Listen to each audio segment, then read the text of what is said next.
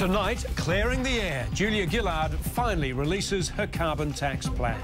Not everyone will be financially better off. There's no money tree, but I want people who need help most to get the help they need. A not so warm reception. The opposition leader issues a warning. This carbon tax is a bad idea because everything will cost more. And heated debate. Our panel looks at what it all means for you. This is 10 News with Hugh Riminton. Well, good evening and welcome to our 10 News Carbon Tax Special. Well, it is upon us, the carbon tax, the biggest structural reform in a generation. It will change Australia as we move to put a price on the carbon emissions produced by Australia's largest industries. The Prime Minister today unveiled the detail in Canberra. And whatever your view of global warming or the need for change, our panel tonight should at least in part reflect your view. Joining me, commentator Andrew Bolt, economist and former Liberal Party leader Dr John Hewson, also a supporter of action on climate change, and Erwin Jackson from the Climate Institute. Good evening to all of you. We're trying to work out what all this means for you. You can have your say as well in a phone poll. I'll give you the details on that shortly. First, though, the Prime Minister, Julia Gillard.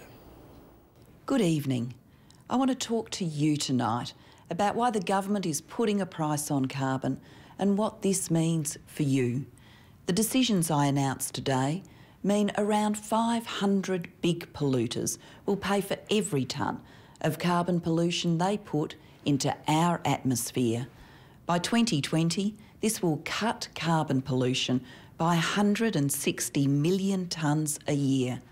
And because some businesses will put prices up, there will be tax cuts, increased pensions and increased family payments. We've had a long debate about climate change in this country. Most Australians now agree our climate is changing. This is caused by carbon pollution. This has harmful effects on our environment and on the economy, and the government should act. Economists and experts agree that the best way is to make polluters pay by putting a price on carbon.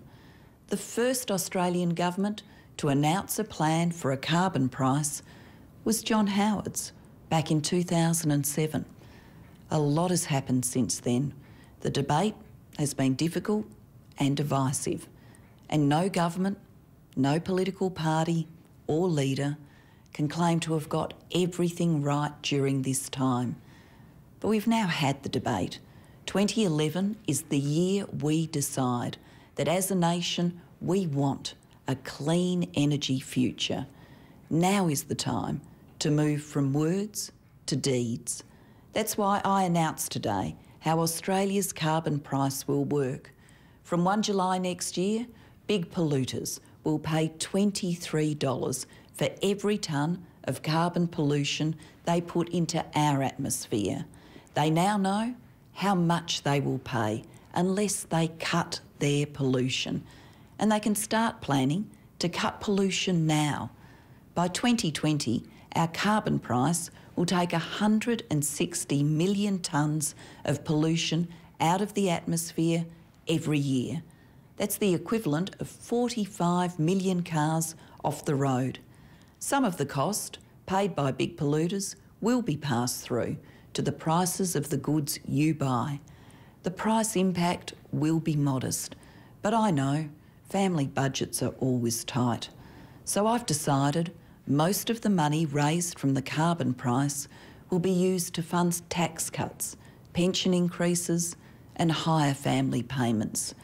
These will be permanent, matching the carbon price over time. Not everyone will be financially better off. There's no money tree. The budget has to add up.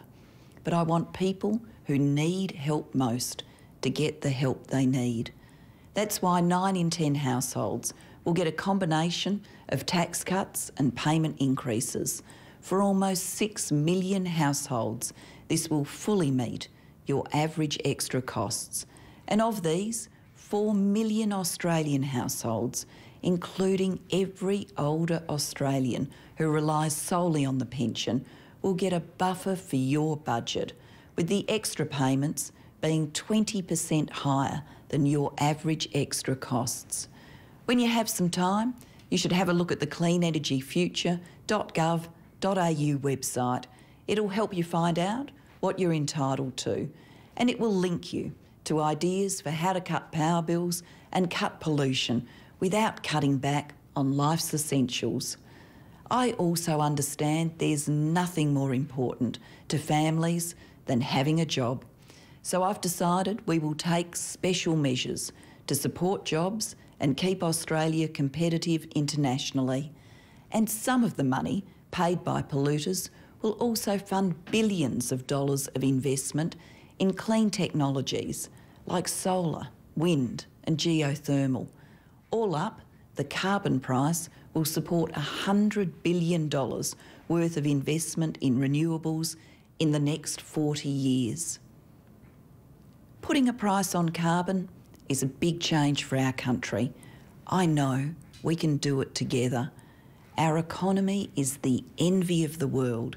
We have world-leading renewable technology, a coal industry determined to cut pollution, among the world's richest reserves of natural gas. And we are a confident, creative people. I see a great clean energy future for our great country. I know we can get there together. And there she was, the Prime Minister with that address to the nation. John Hewson, you've tried to sell a tax in the past as an opening salvo. How did you go? Well, look, it was a smooth pitch, but by God, she's starting a long way behind.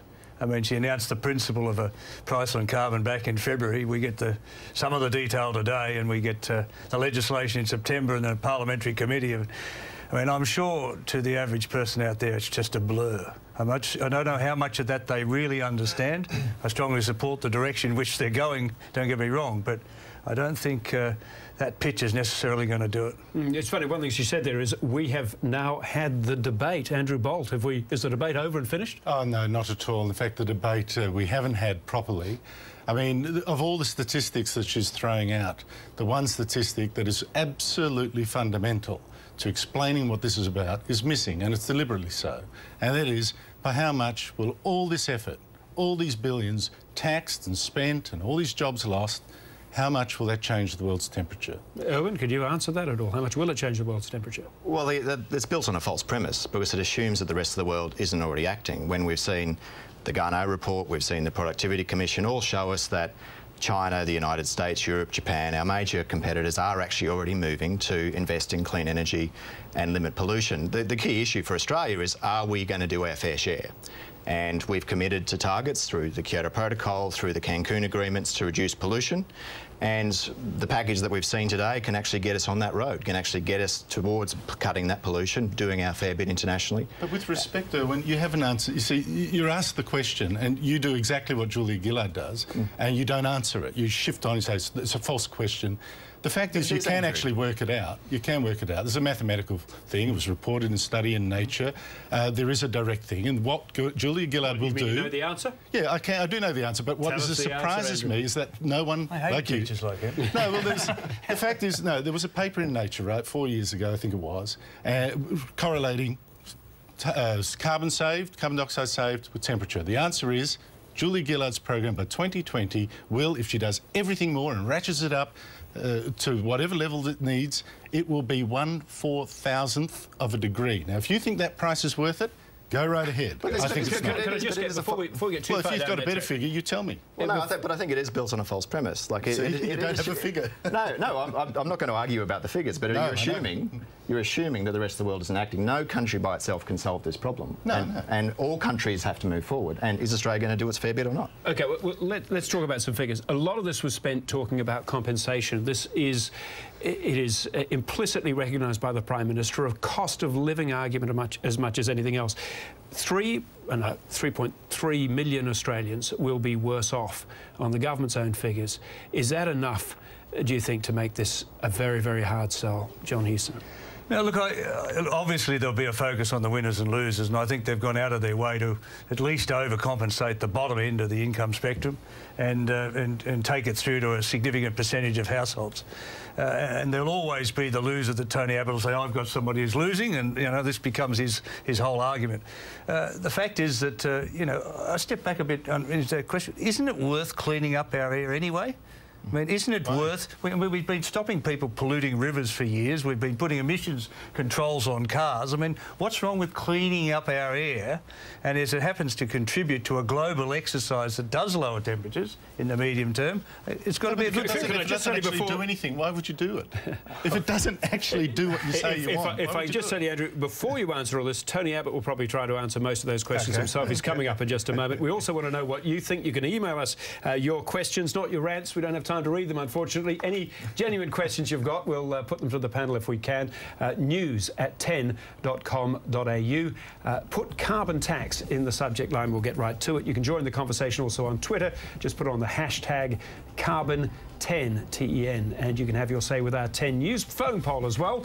Do you think the carbon tax will be good for Australia? Vote yes by phoning 1902 552 220. If you want to vote no, call 1902 552 221, or you can SMS either the word yes or no to 1977 1010. We'll bring you those numbers again a little later on in the show. This is the 10 News Carbon Tax Special. Coming up, he will fight it every inch of the way. Opposition leader Tony Abbott. He's next.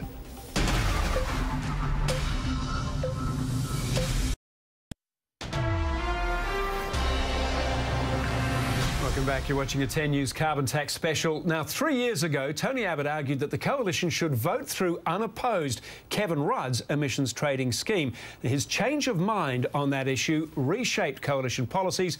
Goodbye Malcolm Turnbull. It also ended bipartisan support for a market-based approach to tackling climate change. Here was Tony Abbott's official response today to the government's announcement. Since this carbon tax was first announced, I've been to dozens of shopping centres, factories and mines talking about our country and its future. People think our country is drifting and that it's hard to know whether the Labor Party or the Greens are really in charge. Australians are worried about jobs and about the cost of living that just goes up and up. And now there's the carbon tax that's just going to make a difficult situation worse. Like you, Margie and I want a better future for our children. We only have one planet, and I want to preserve it. But you don't protect the environment by making everyday life more expensive and by exporting Australian jobs. This carbon tax is a bad idea because everything will cost more. At $23 a tonne, power prices will immediately rise by 10%, and the cost of living of average households will rise by $515 a year that you can't afford. The Prime Minister says that most families will be compensated, but you can't compensate people who lose their jobs, and the compensation won't keep pace as the tax goes up and up and up. Even on the government's own modelling, millions of Australians will be worse off, including a single-income family with one child on just average weekly earnings. The Prime Minister says that the tax won't hurt. But why should we trust her now when we couldn't before the election? Why should we trust the Prime Minister to stand up to the Greens in the future when she can't stand up to them now? Why should we trust this government with a new tax when we know where it will all end? With more spending, more waste and more spin. So I say no to a carbon tax because I say yes to manufacturing in Australia and yes to affordable electricity and transport. The whole point of this carbon tax is to make coal, gas and oil more expensive. The price signal won't work if the price isn't high. The tax doesn't work if it doesn't hurt. It has to make turning on your heaters more expensive and make using transport more expensive to work.